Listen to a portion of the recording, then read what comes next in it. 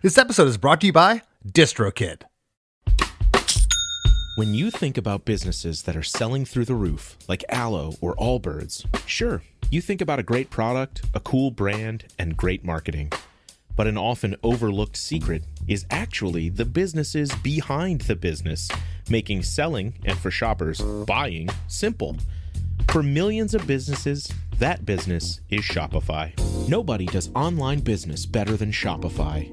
It's home of Shop Pay, the #1 checkout in the world. You can use it to boost conversions up to 50%, meaning way less carts going abandoned and way more sales going through to checkout. Sign up for your $1 per month trial period at shopify.com/income, all lowercase. Go to shopify.com/income to upgrade your selling today. That's shopify.com/income.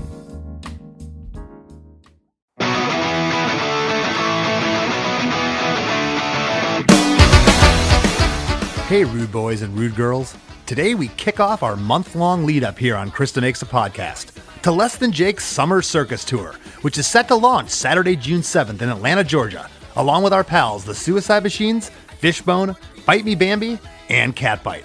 Leading things off here today is none other than Less Than Jake's saxophonist and vocalist, JR Wasilewski. Together we break down the writing, recording, and inspiration behind the single, Walking Pipebomb, taken from Less Than Jake's 2024 EP, Uncharted. For those who don't know, JR is the band's secret weapon. He not only writes killer songs like this, but he brings in music theory and an approach and feel all his own, which is perfect because a band like ours is truly a sum of all its parts. I told JR I didn't have too much to say about the song when he initially wrote it, his demo being about 80% of what we actually ended up recording.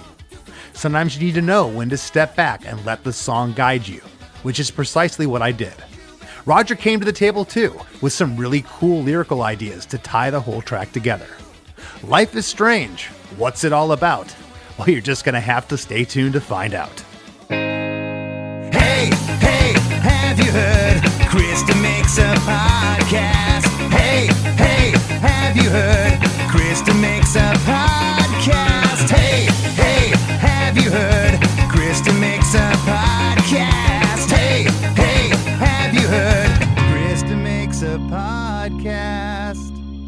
So I should probably know this, but when did you write Walking Pipebomb? You know, that's a good question. I was trying to think about this last night, actually. I wrote it a long time ago.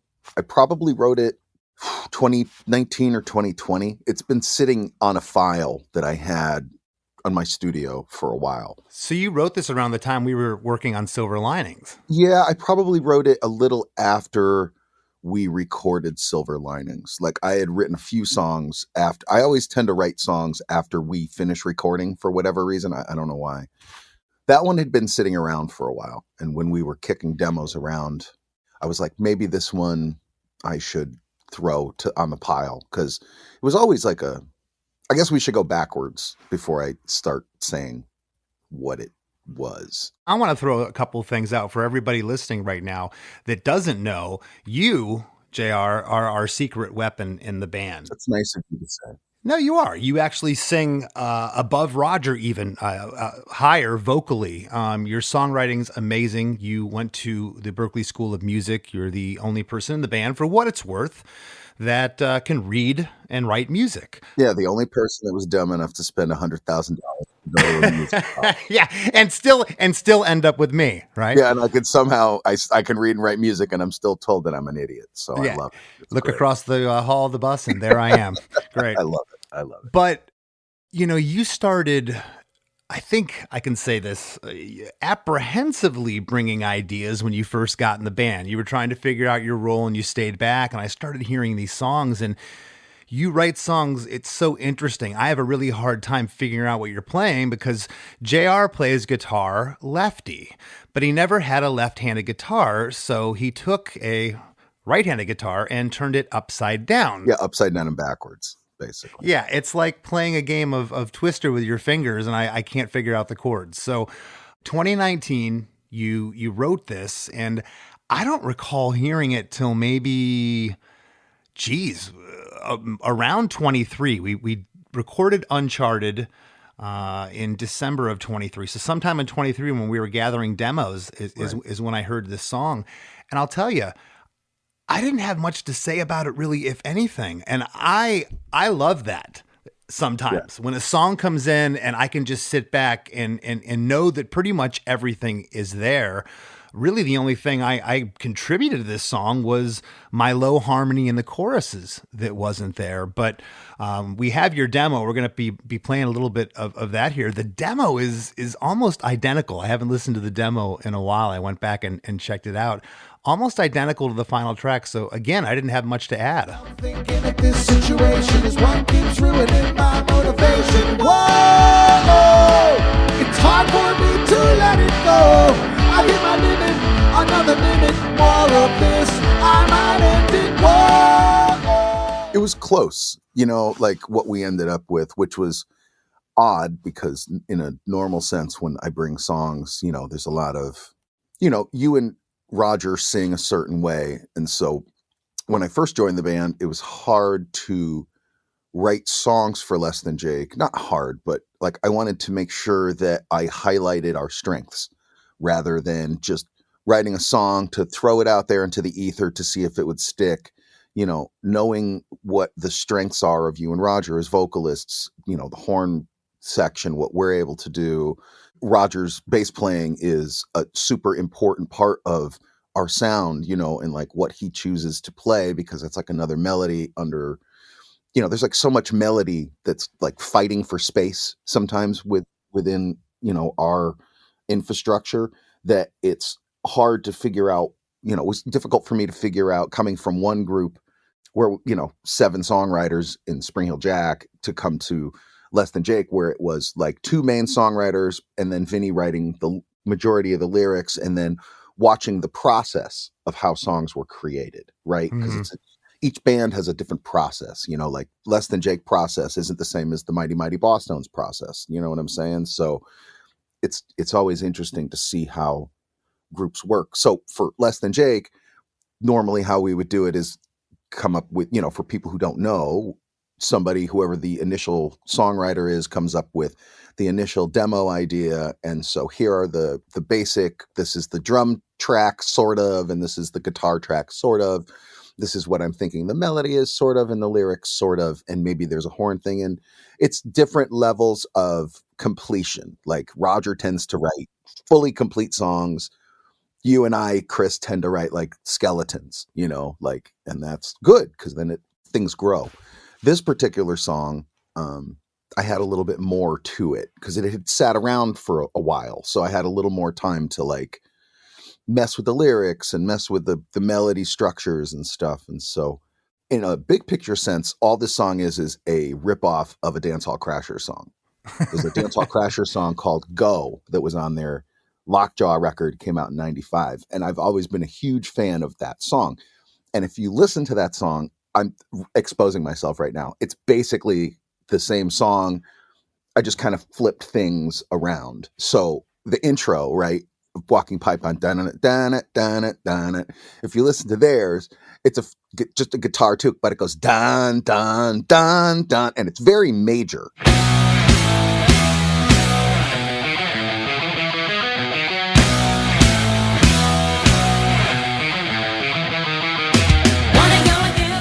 Very major. And when I was like, okay, I really like the song. I want to write a song like that, in akin to that song. So I took the chords and I was messing with it. And if you A-B the song, it's the same key. I was listening to it last night. I'm like, man, I'm really exposing myself. But I was like, well, it can't start major because it'll sound too much. So I'm just going to make it minor, right? So that's why it's dun it, dun it, dun it, and it's minor right out. Then it's just like this like hard, tough thing. And then all of a sudden it pops major. And that was like on purpose, because it lifts it. You're not changing keys. It's the same key, you're in the same, like it's just going from major to from minor to major, and it really lifts it, and the way that Karina and Elise sang the 2 vocals, 2 female vocals, I always thought that was like such a cool thing. Like they would sing a unison line and then they'd break into harmonies. And then again, if you listen to that Go song, it goes into the chorus, wanna go with you, but I think I'll stay. And then the verse goes minor, right? Yes. Wanna go with you, but I think I'll stay. Wanna go with you, but I think I'll stay. It's been 10 years since I left my home and wandered off without you. Has it been that long?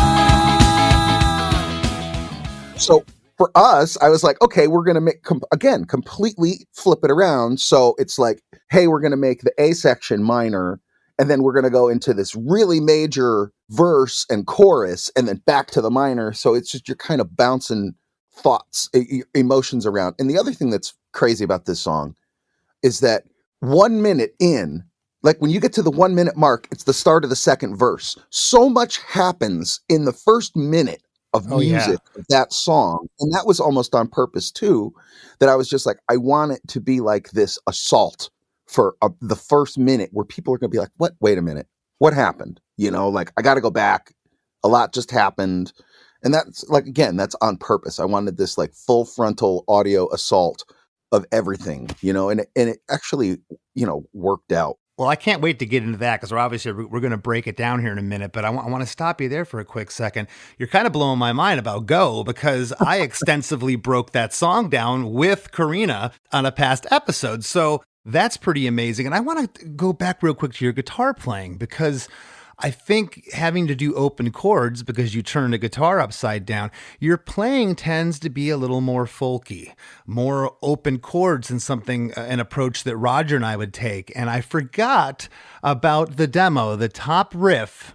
It's a different feel that you were playing it with. And I'm like, wow, you could really see what you were talking about earlier, how a skeleton or an idea for a song comes in and it gets morphed when everybody else puts their fingerprints on it.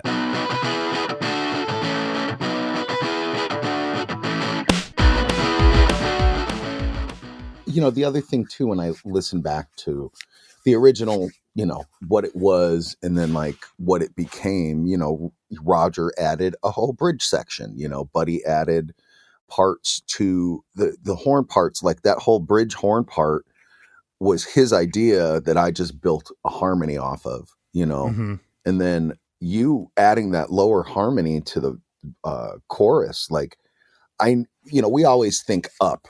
We think harmony is like, we always think go higher. And I think it was Bill Stevenson that was like, oh yeah, that lower harmony is cool, right? Because it was something that we hadn't done sonically on the EP at that point. He worked on that with me for a minute because my notes weren't there when I first got up to the mic. I had the basic idea, it was probably 80% there, but Bill really flushed it out with me and found some cool harmonies in there. Although, again, when I went back to the demo, I don't remember this. You sound like there is a lower voice on the demo, and I don't recall that being there. So it's pretty cool to go back to it. It's also no surprise that amongst our hardcore ska punk fans, the people that long for the old days of Less Than Jake, this jumped out as one of the favorites from the Uncharted EP, which I thought was cool. A lot of people, Danny from Against All Authority, that's one of the first things he said to me. He's like, "Walking Pipebomb's awesome, man." You know. Yeah, and I think, you know, Raj ended up, so in a like lyrical sense, we don't advertise too much, you know, but we're friends with Phil Brooks, CM Punk, right? So one of his big moments in his wrestling career was him cutting this promo when he sat down on on the ramp on Raw or whatever show it was, and he had the microphone in his hand, and it was called the Pipebomb promo, because he's just kind of like throwing all this stuff out there, like truths that were never really spoken, and it became like this really integral moment in wrestling for people who watch it, you know. And I was like, man, I'm gonna write it. I think Walking Pipebomb, that's, you know, kind of my ode to Phil and like kind of my ode to the Dance Hall Crashers too, you know what I mean? Like it was kind of like, oh, this will all work out. And then Raj really latched on to that title. That whole feeling like a walking pipe bomb part, that all came from Roger. Like I never had that in the original demo, nor did I. Was just it was just a title, like, you know how we put titles. It was like a working title that I had, and I thought it was cool. And like everybody latched, like in our group, latched onto it, and I was just like, oh, okay, so I guess this is the I forgot about that too. A couple more things about the demo.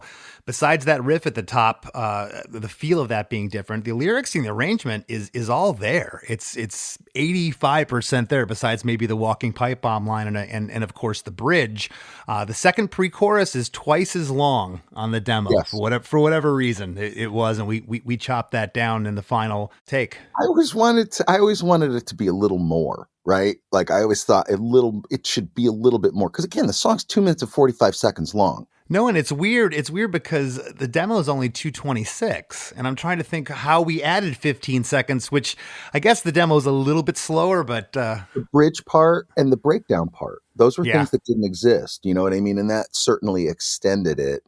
The little trombone break solo thing in the break, the dun dun bum bum bum bum bum. That was Roger's idea. You know what I mean? And it was to kind of like give it a minute of rest, and in like hindsight, Roger and I always kind of butt heads when it comes to certain musical things, but that tension creates great music for sure. And so that's why I don't get bummed at it. And it's good when we, are kind of not yelling at each other, but you know how we get, just, challenge each other. I can't be happy with Roger and make a great record. No, but and it's always like the challenge, you know what I mean? Right. It's like, because when we were working on this song, right, because we actually sat in a studio in Gainesville and we knocked it out, and like I said to you when we started doing it, I didn't give a shit about the notes that came. For the first time, I always used to care about the notes, the chords, like I didn't give a shit about any of that. The only thing that I cared about was how it felt, like how it felt here, right? And that was my word that I kept saying to you guys, like, how does it feel? Does it feel right? Like, because that's really where music is right now in a modern sense. It's all about feel, not so much about, because like there's stuff that I hear that I don't even understand what they're saying lyrically. My favorite artist right now are this paired guys from Argentina, Catriel and Paco Amoroso, and I can't understand a goddamn word they're saying. It's all in Spanish, but musically it's so interesting, and I want to understand what they're saying.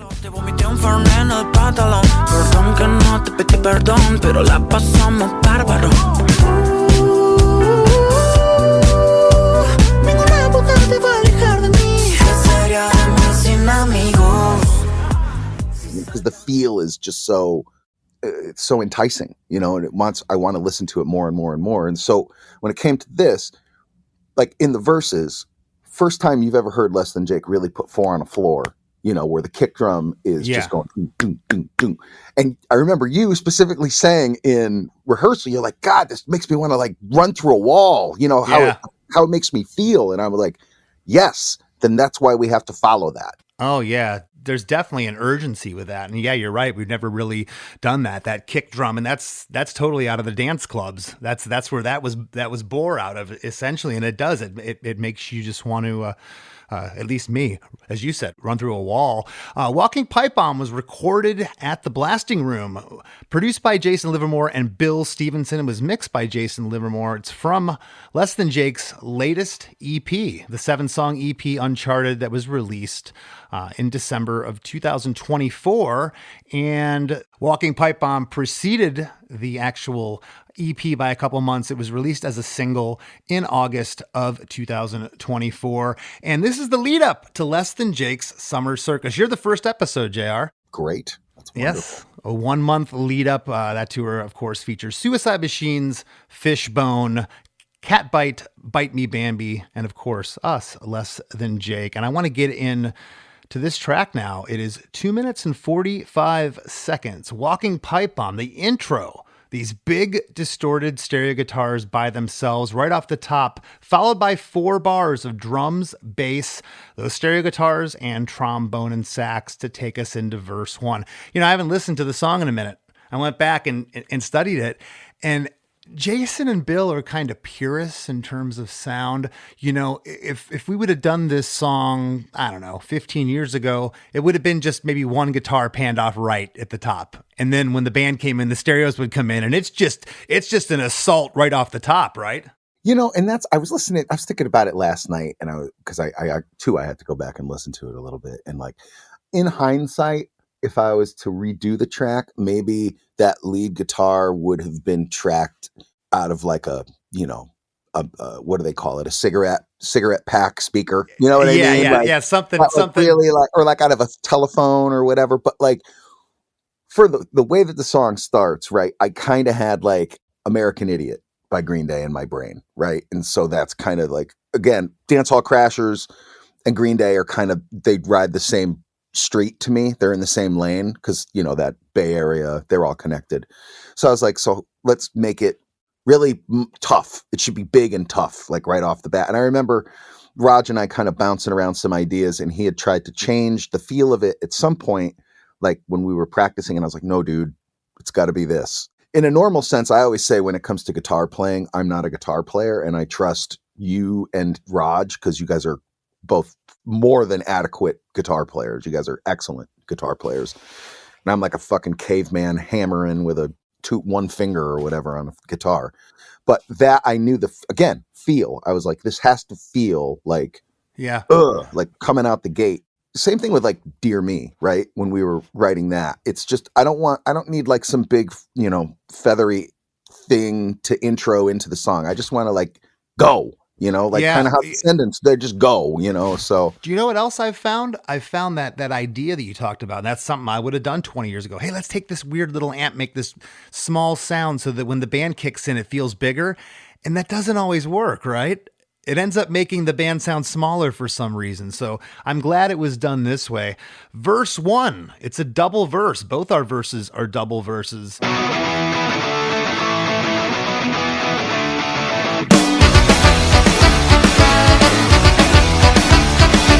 Life is strange, what's it all about? Voice in my head, scream and get me out. Nothing you can say to change my attitude. You maintain, I still fix my point of view. Stay in my lane, you don't gotta tell me to. Everything I do, it isn't good enough. And I can't help thinking this situation's what keeps fueling my motivation. Life is strange. What's it all about? Voice in my head, screaming, get me out. Nothing you can say to change my attitude, and please forget it. Save your breath. You maintain I should fix my point of view. Stay in my lane. You don't got to tell me to. Everything I do, it isn't good enough. And we'll get to the next couple lines, which I'm going to read them right now because I think it's a continuation of the complete thought. So it isn't good enough, and I can't help thinking this situation's what keeps fueling my motivation. When I write lyrics, everything kind of comes backwards, right? So usually there's a melody that exists. And so I'm just, trying to ghost words as I'm going, you just kind of like thought. It's what do they call it? Like a fluid sense of thought, mind. Stream of consciousness. Yeah. Stream of consciousness. Right. So just trying to like come up with the words as I go, but that life is strange line, I just kept singing it. Right. And that was just the first, and I was like, well, that's gotta be the first line, but then what's it all about? When I was writing these lyrics too, I knew that it was going to be this call and response type thing. I knew in my brain that it was either going to be me and you singing the, first two lines or the second two lines, and Roger or you giving the response. I prefer to sing harmonies with Roger and let you stand out as your voice pops more to me, and that's not a shot to Raj. It's just his voice and mine, I think, meld really well together.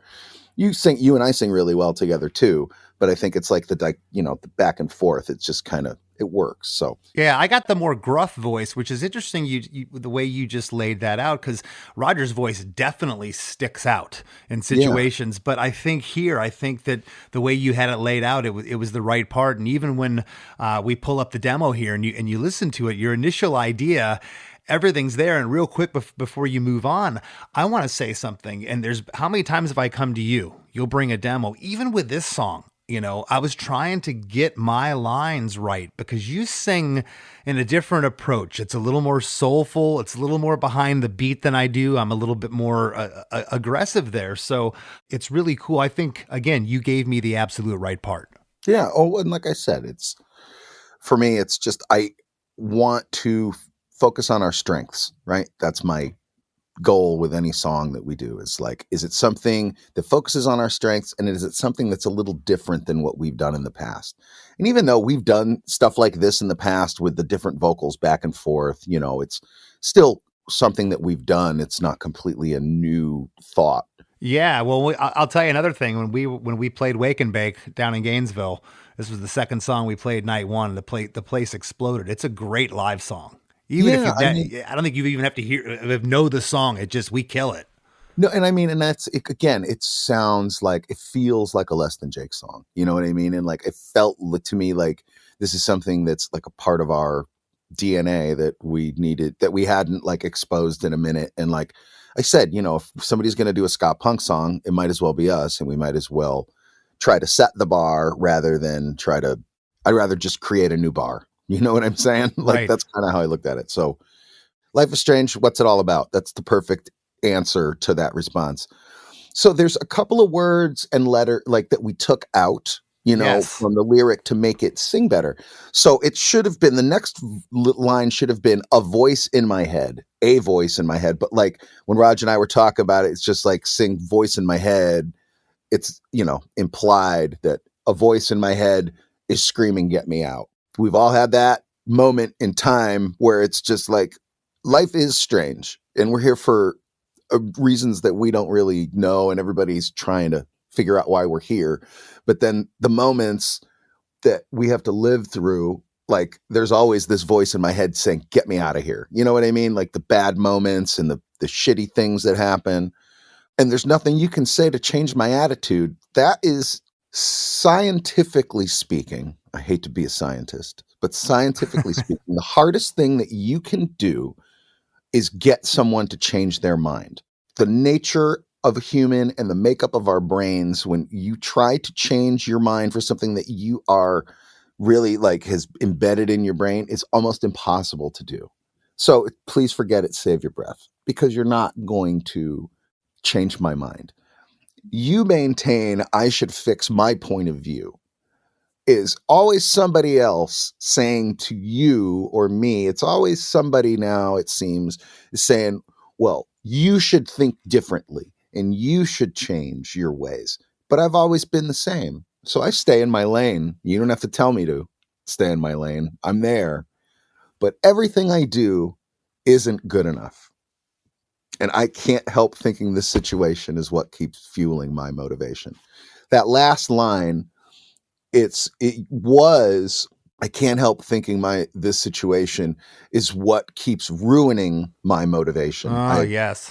I'd had ruining there for a while, but ruining versus fueling, 2 syllables. You and I talk about this. Yeah. Singability of a song. And I was like, man, fueling is so much more an impactful word than More ruin. positive for sure. You know what I mean? And more Yeah. positive. But it's also fueling my fucking motivation to like, fuck these people. And like, I'm going to continue to do what I do. And then, whoa, it's so hard for me to let it go. You can get to that next part. But like, funny thing about that line, that let it go line, how many fucking songs in the history of the world have the idea of letting it go? I mean, just goddamn Frozen. You know, that was my biggest concern, is that somebody be like, oh, well, he just fucking ripped off Frozen. But then I heard this other goddamn song on a commercial yesterday, and the guy's like, let it go. And I'm like, all right, well, I'll make the case there's even room for more. First one, a lot of cool, lot of cool stuff happening here. Really, it's all about the vocals here. Okay, Life is Strange. That's Roger and JR. The next line, What's It All About, is me, and it just keeps going on all the way down. You can hear it. You guys are in unison, and then my voice comes on the next line. Really sticks out there. Verse 1 is drums, bass, and clean upstroke ska guitar. Again, it's a double verse. Halfway through, we get these 8 horn stabs. Bump, bump, bump, bump, bump, bump, bump, bump. They're right on that line as the line, and please forget it, save your breath is happening, the horn stabs. Also, my vocal there goes stereo. Panned left to right. Let's talk about that real quick. Was that a Jason thing in mixing, or is that something that seems like something Roger would suggest? I don't know. There's so much that happened during that recording process And it was fast. Tell you, it was fast. Okay. I'm going to say that was a Bill idea. right? Because Bill was really the guy who was in there doing all the vocals. And when it came to a mix situation, Jason probably found it. And then, those guys they leave notes on because when they transfer files back to back. So maybe Bill had brought up the idea. I really couldn't tell you. It was one of those things that when it was there, I was like, oh yeah, that's supposed to be that way. I dig it. I think it helps the whole piece. I think it sounds like other voices coming in when it's still me. I think it's pretty cool. How did it get so bad? It doesn't sound crazy that... Hey everybody, we got to take a quick break for a word from our sponsors, but we'll be right back with lots more with JR Wasilewski. Looking to elevate your music career? DistroKid is a digital music distribution service that enables musicians to distribute their music to online stores and streaming platforms such as Spotify, Apple Music, YouTube Music, Amazon, Tidal, and many more. DistroKid collects earnings and payments, sending them to you, the artist. With DistroKid, artists unlock a world of possibilities. From easily paying collaborators with splits to securing your music with DistroLock, DistroKid covers all bases. Plus, you can promote your releases with Hyperfollow and create eye-catching visuals with a Spotify Canvas generator, all for free. But that's not all. Introducing the DistroKid app, now available on iOS and Android. Artists can manage their releases, view streaming stats, and withdraw earnings, all from the palm of their hand. And for those looking to perfect their sound, check out Mixia. With its simple interface and customizable mastering options, artists can make their music sound polished and professional within minutes. And don't forget about Instant Share, DistroKid's newest feature. Share large files securely with collaborators, producers, and more, ensuring your music streams at the highest quality. Ready to take your music to the next level? Download the DistroKid app and explore their suite of tools today. Plus, listeners can enjoy 30% off their first year by visiting distrokid.com/VIP/DeMakes. That's distrokid.com/VIP/DeMakes. Hey guitar lovers, what if I told you that this fall you could escape to the Catskills and spend 4 days learning from the greatest Telecaster players on the planet? Introducing Masters of the Telecaster, happening September 29th through October 3rd at the beautiful Full Moon Resort in Big Indian, New York, just 2.5 hours from New York City. You'll get up close and personal with guitar legends like Guthrie Trapp, Larry Campbell, G.E. Smith, Carolyn Wonderland, Cindy Cash Dollar, and many more. These icons have played with everyone from Bob Dylan and Willie Nelson to Norah Jones and Mick Jagger. It's an all-inclusive, once-in-a-lifetime music vacation featuring world-class instruction, gourmet meals, gorgeous accommodations, and jam sessions in the heart of the Catskills. And no, you don't need to own a Telecaster to come. All skill levels are welcome, and scholarships are available through Music Masters Collective. Space is extremely limited, so grab your spot now. mastersoftheTelecaster.org/the500. Once again, that's mastersoftheTelecaster.org/the500. I'll see you there. I might go. Get your saddest songs together and get ready for a decidedly not sad time at Sad Song Summer Camp, July 15th through the 18th at Full Moon Resort in the Catskills. Join the Milk Carton Kids, Joe Henry, Paper Wings, and more for an unforgettable musical experience just 2.5 hours from New York City. Whether you're a songwriter or a fan, this all-inclusive retreat offers immersive classes, performances, and the chance to step beyond backstage. Every participant gets hands-on time with the artists to fine-tune their songwriting, plus immersive classes and evening performances in a stunning mountain setting. Spots are extremely limited. Learn more and register now at www.sadsongsummercamp.com/DeMakes. You may get a little excited when you shop at Burlington. What a low price! You see that? They have my favorite brand! It's like a whole new Burlington! I can buy two! I'm saving so much! Yeah! Burlington saves you up to 60% off other retailers' prices every day. Will it be the low prices or the great brands? Burlington. Deals? Brands? Wow. I told you so. Styles and selections vary by store. Eczema isn't always obvious, but it's real. And so is the relief from Ebglyss.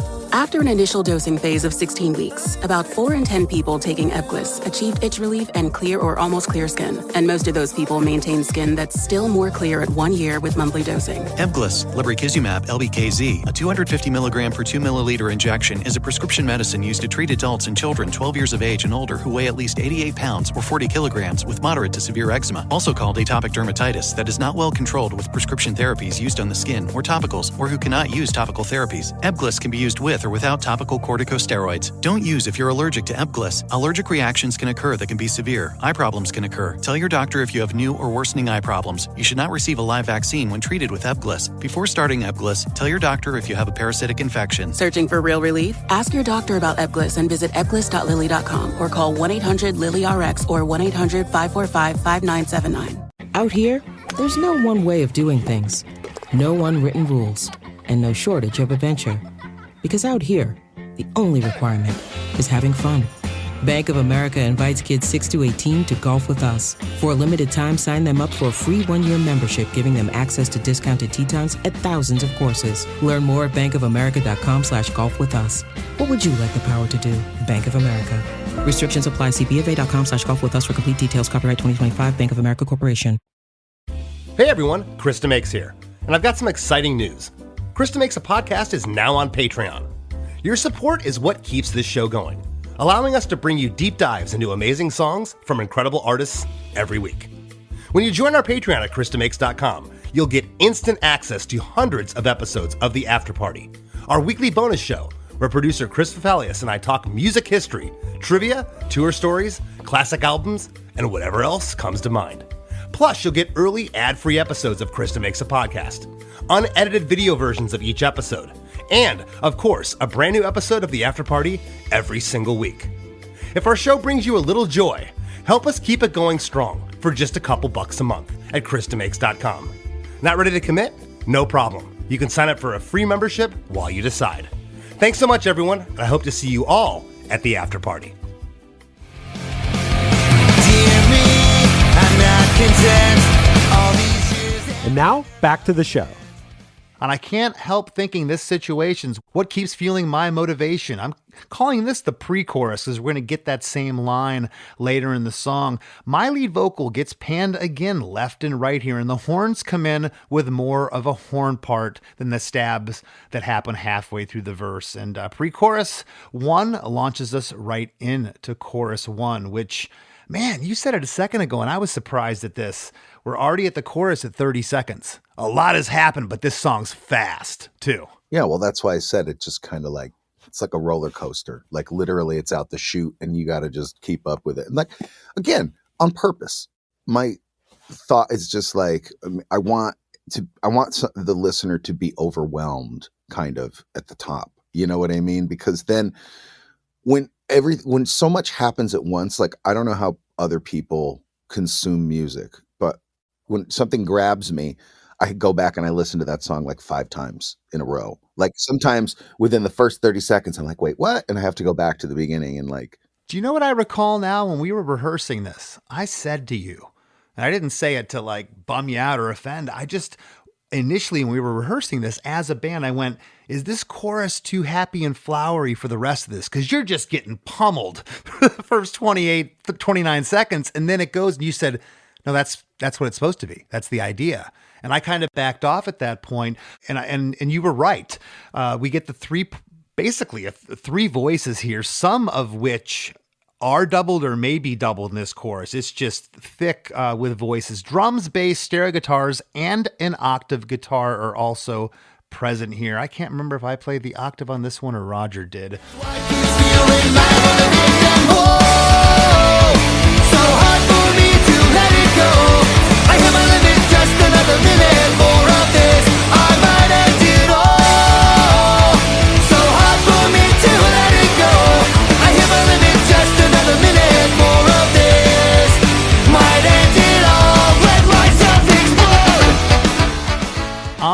the second line. I hit my limit. Just another minute. More of this. I might end it on all. We get that. Our secret weapon, JR's super high harmony, and it really sticks out there. Your high harmony is all the way through here, but right there, it really sticks out. That was a Bill idea. I mean, that was him going, you should sing here. Much like Howard Benson, he was very surprised at how high you could sing. Bill was. He said to me too, he's like, I really like the lower harmony on this song because you guys have all your other songs have harmonies that are on top, right? Instead of harmonies below. And then you know what I mean? It's always awesome to have some independent pair of ears or two around a recording session because they'll give thoughts and ideas that, when you're in it, you don't think that way. You're so concerned about these linear things rather than these obtuse things that come in and like make them, strengthen what you already have. I was very grateful to have them around for that and other things as well. But they were, and of course we also respect their opinion highly. So that also helps a lot. I love the end of this chorus because really Roger launches the reintro with that "Let Myself Explode."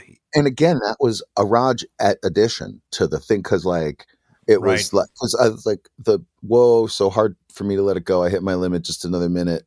More of this. I might end it all. Raj kind of added that too. I might end it all. And I was like, okay. Yeah, it's not on the "Let Myself Explode" is not on the demo. More of this might end it all. And then he came up with the "Let Myself Explode" too. And that was like he's like, and I remember he called me, he's like, is that okay? And I'm like, it's fucking great, man.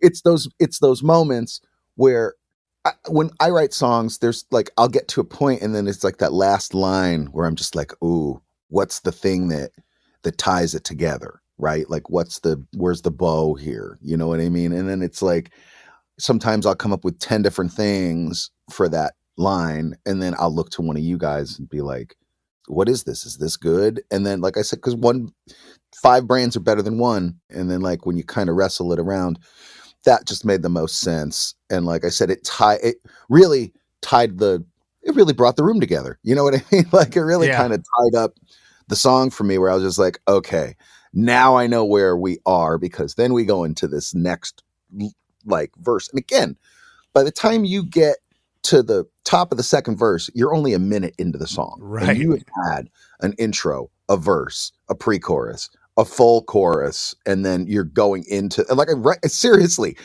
If you look at the timing of it, I'm no good. The second verse starts, I'm no good, right at 1 minute. Oh yeah. Well, backing up just a little bit, we do, after Roger says "Let Myself Explode," we get an 8-bar reintro, drums, bass, stereo guitars, and horns barreling at you full steam. That's all I got in the notes, because that's exactly what it is. And then we get into verse 2. I gotta say again, that chorus, I'll admit when I'm wrong. I couldn't have been more wrong. It's perfect. I think I even used the term flowery and maybe too happy. Oh man, all those harmonies. And then just Roger hammers that let myself explode line. You get into that intro and then it doesn't let up, because now we're into verse 2, the first half of which are different lyrics. The back half are the lyrics from the back half of verse 1. I love that, because again, when we get to "I can't help thinking this situation's what keeps fueling my motivation," that acts as pre-chorus 2 down there.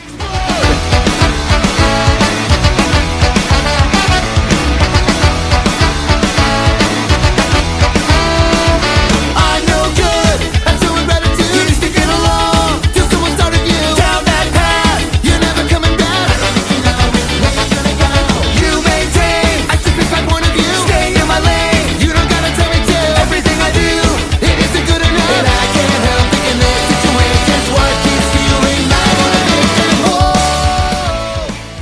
I'm no good at showing gratitude. Used to get along till someone started you down that path. You're never coming back. I don't think you know which way it's going to go. You maintain I should fix my point of view. Stay in my lane. You don't got to tell me to. Everything I do, it isn't good enough. And I can't help thinking this situation, what keeps fueling my motivation. I'll tell you what I absolutely love about this. There is so much going on. There's a ton of lyrics. I'm so glad that you didn't write a full set of second lyrics. Yeah. I think that lyric is so good, and we got to hit him with that again. I think it's perfect. Well, you had said the pre-chorus that you thought it was I can't help thinking this situation, but for me, it's you maintain, I should fix my point of view. That's where it starts to me. That's like the pre-chorus to me, even though it still feels like it's verse, but that's the pre-chorus to me because that happens twice. Because again, it's like, it's that idea where Doug Benson had a funny joke about like how song lyrics are just like, well, you just write one line and then you use it 10 times. But there's something fun. There's something like memorable about taking that and putting it twice in the thing, because like that's really what's fueling my motivation is other people telling me that whatever I do isn't good enough, you know? And that's actually what's motivated me my entire life is people saying that you're doing it, but it's just not quite good enough. And like, I'm just like, and that's what fuels my motivation. And again, so what the chorus, right? You were saying before you thought it was a little, you know, when we were discussing when we were writing it, you thought it was a little flowery, soft, weak, whatever the words are, you know. But music is tension and release. And there's all this fucking anger and tension that builds up to this fucking whoa. And like, that's why it feels so open, right? It makes your kind of soul open up right there. Because at that point, that's your out, you know, that's you screaming out, basically. Can I add too that on its own, I mean, I love it. I love the whole song now, but on its own, I loved that chorus. That's what I was struggling with. A lot of times you're like, I don't like the part. That wasn't what I was saying. I was wondering, dang, is this supposed to be melded in this song? And right. No, and that's, it's true. Like, you know, sometimes when you listen to things, it sounds a little disjointed and a little jarring. You know what I mean? Because things are so like all over the map. But like after you listen to it like 10 times, or after I listened to it a few times, I was like, this is just a regular Less Than Jake song. It's not jarring to me now at all. I'm sure there's people listening going, what was Chris talking about? I don't hear how this was disjointed at all because it doesn't sound like it. Verse 2, drums, bass, clean guitar again, same overall instrumentation as the first verse. I don't think you know which way it's going to go. My vocals pan stereo left and right. We get those 8 horn stabs again there. And then when you start... you and Raj say you maintain, the back half of verse 2 again reverts to the lyrics of the back half of verse 1. We get into the pre-chorus. I can't help thinking this situation, what keeps fueling my motivation? Again, same overall instrumentation and lyrics as pre-chorus 1. The horns also come back in here. And then we get into chorus 2. You know, the demo, barring the things we talked about earlier, the little things in the bridge, I mean... Pre-chorus 2, we shortened, but I don't feel like we labored over this song in the studio. Does that, you know, there was a couple other ones we really had to think of parts and harmonies, and this one just came together really quick. Because it's very natural to us, right? Musically speaking, right? Again, it's a strength. Like this is something that I think Matt Yonker had more of a challenge with this song than you, me, Buddy, and Raj did, you know, because Yonker said, I've never really played a ska song before, in the fact of like, again, this is like homage to like the Toasters, Dance Hall Crashers. Like to me, you know, those really impactful ska songs from even like Specials days, right? From 80s and 90s, they had that 4 on the floor and it just made people, you know, want to dance, you know, it really, that's what it is. And so to me, this was like a nice blend of ska that I love, you know, the type of ska that I love, and like the type of ska punk that Less Than Jake has become known for. So it was a good way to kind of blend the two things. And, you know, I was just stoked that everybody liked it. You know what I mean? Like when, at least like within our group, like I could give a shit, and this is so horrible to say, but I could give a shit if our fans like it. As long as the 4 of you guys like it, I know that we have something, right? As long as we're, you know, the 5 of us are like, yeah, this is good, then I know we have something. Oh, so hard for me to let it go. I have a limit, just another minute more of this. I might end it all. So hard for me to let it go. I have a limit, just another minute more of this. Might end it all. Chorus 2 comes right off the heels of pre-chorus 2. Same lyrics, same instrumentation as chorus 1, but the octave guitar here, I swear it sounds louder. I never picked up on that when we were getting the mixes back, but I A-B'd them a bunch of times. I think it's up a little bit, which makes sense. You're trying to build the song. And then we get into the bridge. It's just Roger on the lead vocal here. The horns take us into the bridge from chorus 2 and are present until the end of the bridge, along with drums, bass, and stereo guitars. Roger's lead vocal is distorted here. Feeling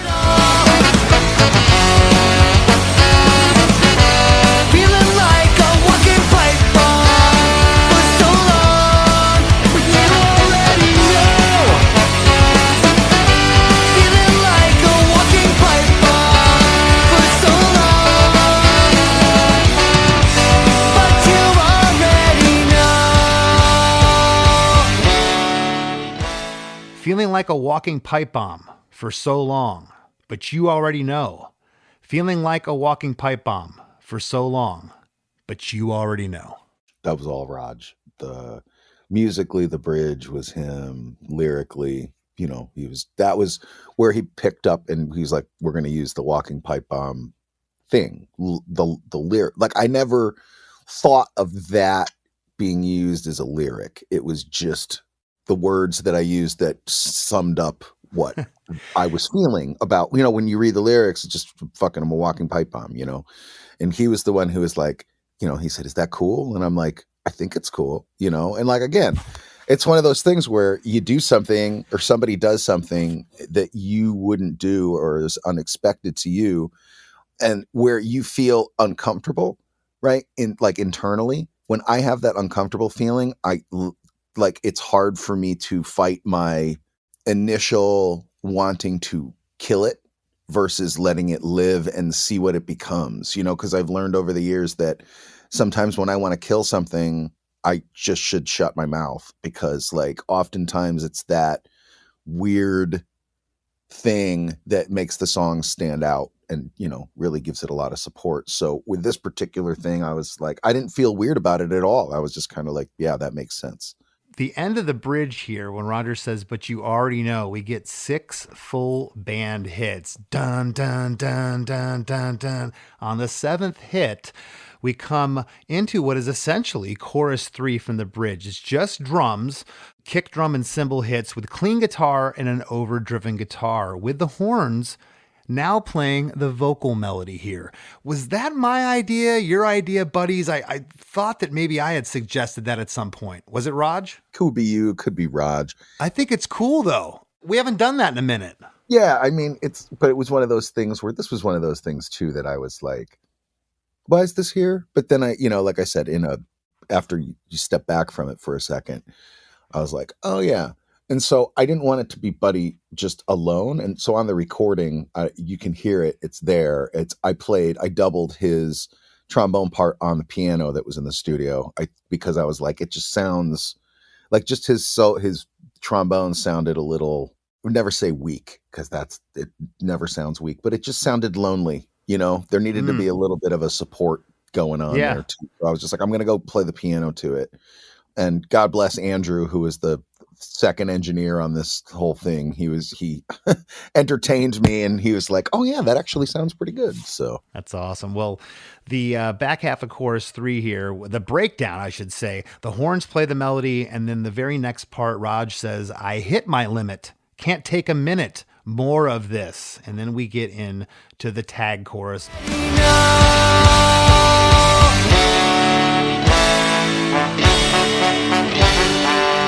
Hit my limit, can't take a minute, more of this. Whoa, so hard for me to let it go. I hit my limit, just another minute, more of this. Might end it all, gotta let it go. Let it go, I gotta let it go. 'Cause just another minute, more of this. Might end it all, let myself explode. Gotta let it go. Let it go. I gotta let it go. 'Cause just another minute, more of this, might end it all. Let myself explode. And then we get into a 4-bar full band outro. all stopping at once. And the song just, it's like that Mack truck that's been going along. It just hits a brick wall.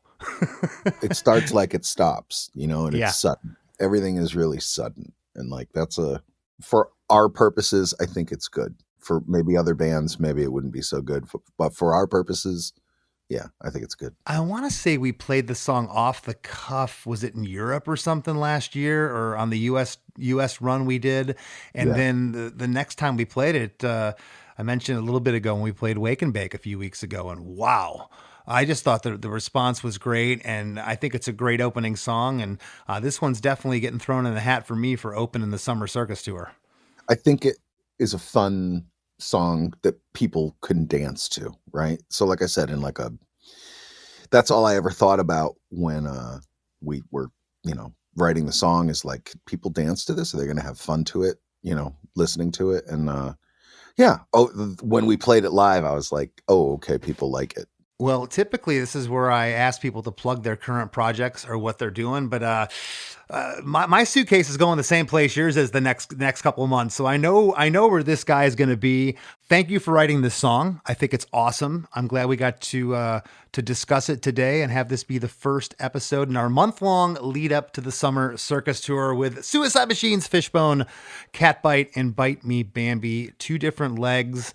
3 weeks apiece with like a 3-week break. So we'll be out basically this whole summer. And thank you for taking the time for talking to me. I know it's tough, man. We spend a lot of time together. Yeah, I know. But, I figured this was something that was worth my time talking to you. You just wanted to talk to Fafalius. Yeah, well, I mean, versus when we're talking at each other across the bus and you're asking me just ridiculous questions. So this is like it's a formulated, structured environment to have a conversation. So it keeps a leash on you and me, actually. So it's positive. I love it. Well, go check out Walking Pipebomb and our brand new EP, Uncharted. It is out now. Go stream it. Go listen to it. Go steal it. Whatever you got to do. And thank you, JR, for sitting in. Thank you, Chris. This is the mess I made. These are the words I can't erase. This is my life support shutting down for the final time, and it twists like a... Hey everybody, I hope you enjoyed that conversation with JR. If you're listening to this podcast, I probably don't need to tell you to go check out Less Than Jake's Uncharted EP or the Summer Circus tour, but I'm going to do it anyway. Make sure you do that, lessthanjake.com. And don't go anywhere. We got lots more Chris DeMakes a podcast coming right up after a few words from our sponsors. This episode is brought to you by State Farm. Knowing you could be saving money for the things you really want is a great feeling. Talk to a State Farm agent today to learn how you can choose to bundle and save with the Personal Price Plan. Like a good neighbor, State Farm is there. Prices are based on rating plans that vary by state. Coverage options are selected by the customer. Availability, amount of discounts and savings, and eligibility vary by state. This episode is brought to you by Tic Tac. Summer tastes like Tic Tac. Tantalize your taste buds this sunny season with citrus adventure and orange. 2 everyday flavors that bring summer in every. Tic Tac Citrus Adventure is a yummy, vibrant medley of lemon, lime, and mandarin. And Tic Tac Orange is the perfect mix of tangy and sweet. Visit us at Tic Tac USA on social to refresh your summer with Tic Tac. Member Week is here at Lowe's. Don't miss your chance to get up to 40% off hundreds of items like paint, outdoor and home essentials, and more. Shop our exclusive deals happening in-store and online now through May 14th. Not a rewards member? Join for free today and get ready to save more. Lowe's, we help, you save. Loyalty program subject to terms and conditions. Details at lowes.com/terms. Subject to change. The spirit of innovation is deeply ingrained in America, and Google is helping Americans innovate in ways both big and small. Central Texas Regional Mobility Authority is using Google AI to create smarter tolling systems and improve traffic flow for Texans. This is a new era of American innovation. Find out more at g.co/American innovation. Hey there, travelers. Kaylee Cuoco here. Sorry to interrupt your music, great artist BT Dubs, but wouldn't you rather be there to hear it live? With Priceline, you can get out of your dreams and into your dream concert. They've got millions of travel deals to get you to that festival, gig, rave, sound bath, or sonic experience you've been dreaming of. Download the Priceline app today, and you can save up to 60% off hotels and up to 50% off flights. So don't just dream about that trip. Book it with Priceline. Go to your happy price, Priceline. McCrispy strips are now at McDonald's. I hope you're ready for the most dippable chicken in McDonald's history. Dip it in all the sauces. Dip it in that hot sauce in your bag. Dip it in your McFlurry. Your dip is your business. McCrispy strips at McDonald's. Hey, I'm Chris Fafalius, producer of Chris DeMakes a Podcast, and also host of One Hit Thunder. Each week on the One Hit Thunder podcast, we take a look into a one-hit wonder band or artist to determine if they deserved more success or if they were lucky to even have a hit at all. We've covered When in Rome, Jaquan, Shanice, Yellow, Squirrel Nut Zippers, Jesus Jones, Positive K, Mazzy Star, and hundreds more. With new episodes every Wednesday and special guests from the worlds of music and comedy, we always have nonstop fun, and maybe, if we're lucky, we discover some new favorite music. So if you love great songs and you often find yourself asking, whatever happened to that band? Check out One Hit Thunder wherever you get your podcasts. As we near the end of the show, here's a band you might not know. Welcome to this week's Band You Might Not Know. If you'd like your band to be considered for Chris DeMakes a Podcast, email your best song via MP3 only and a short bio to bandyoumightnotknow@gmail.com.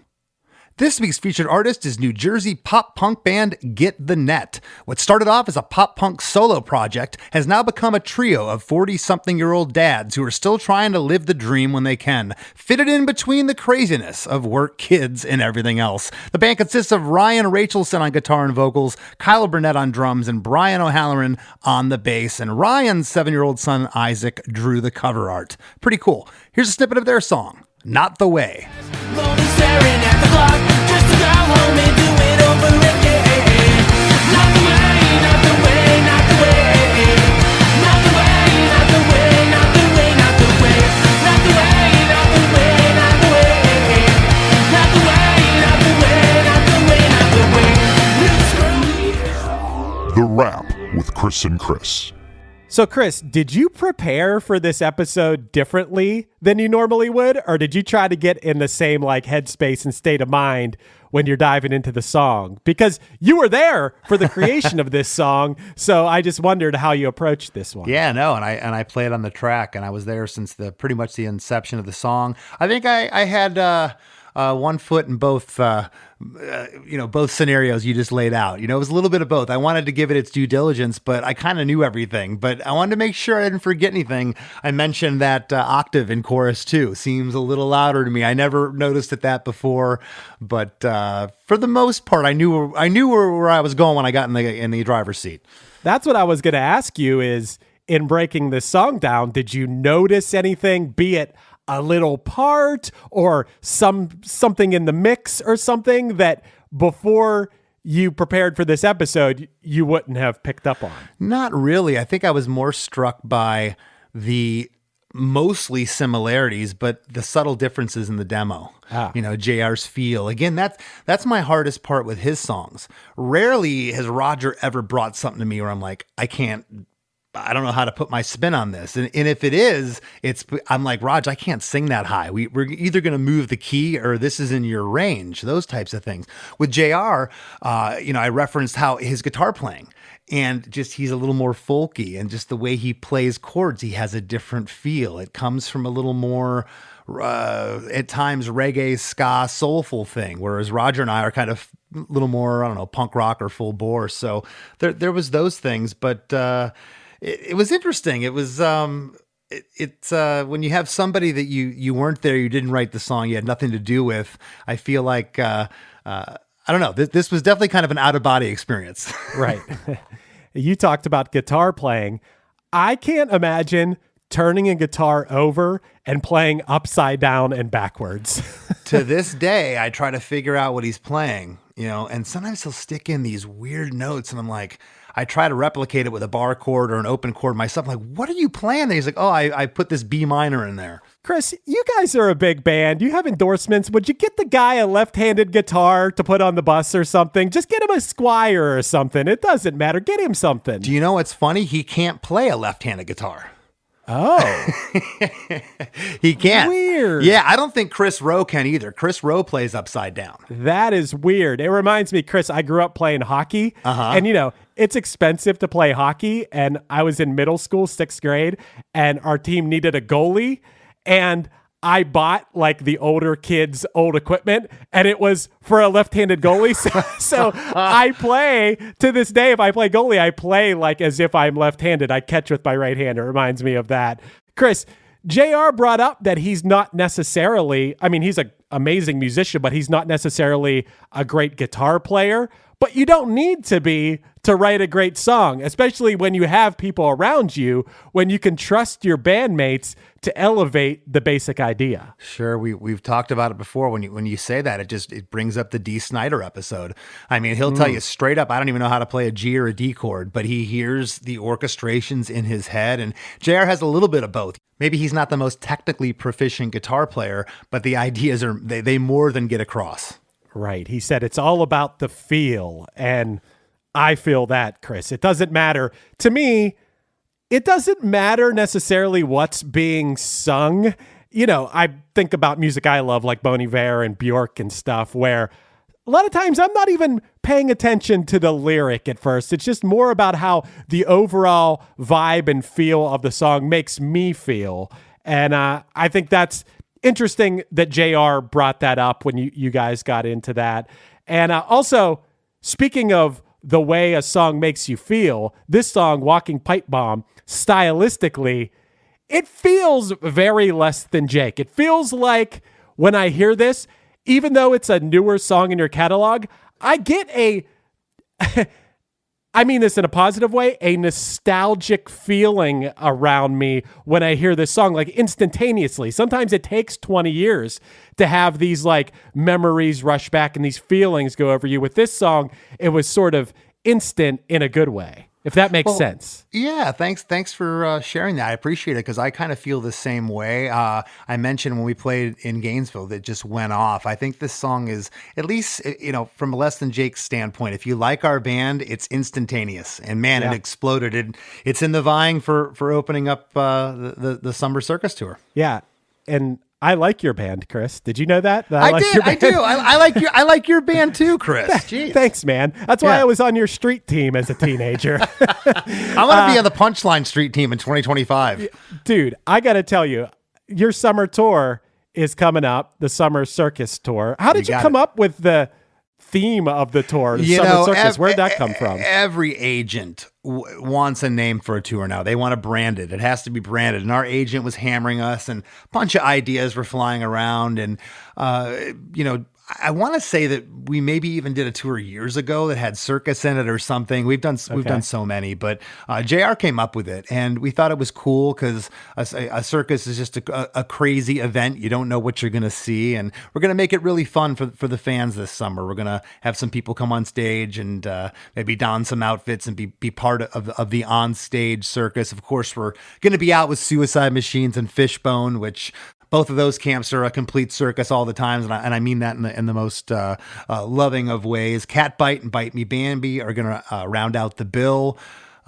Tickets still available, getting low in a lot of markets though, and that's not just me saying that. Our big city markets, because it's a great bill, Chris. Yeah. Do you consider Pittsburgh, my hometown, a big city market, or do you consider us a B market? I consider Pittsburgh. Watch what you say. For bigger artists, it's an A city. For Less Than Jake, it was an A at one time. I think it's a solid B plus now, and we've really built things up in Pittsburgh again. And I've always said it's interesting. You have pockets of fans. We had a huge presence, Jacksonville, Florida, at one point. Only 50 miles from Gainesville, 60 miles away. We just would just kill it in the 90s, early 2000s. Same thing with Houston, Texas. And for whatever reason, those markets aren't what they were. People get older, they get jobs, they move away, whatever. But for the most part, man, 33 years later, we still get to go out on a ska punk package, and people want to see it. So pinch me. Am I dreaming? For what it's worth, I've seen you many, many times, maybe more than any other band I've ever seen play in Pittsburgh, and it's always been a crazy good time. Tons of people. We love you in Pittsburgh, man.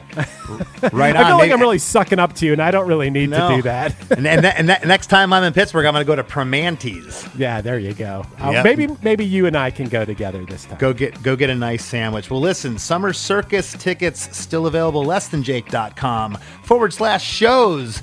Go get yours. We definitely want to see you this summer, and maybe you'll be on stage to have fun in the circus with us. Want to thank this week's guest, my bandmate, JR Wasilewski, for sitting in with us. And we'll catch you next week.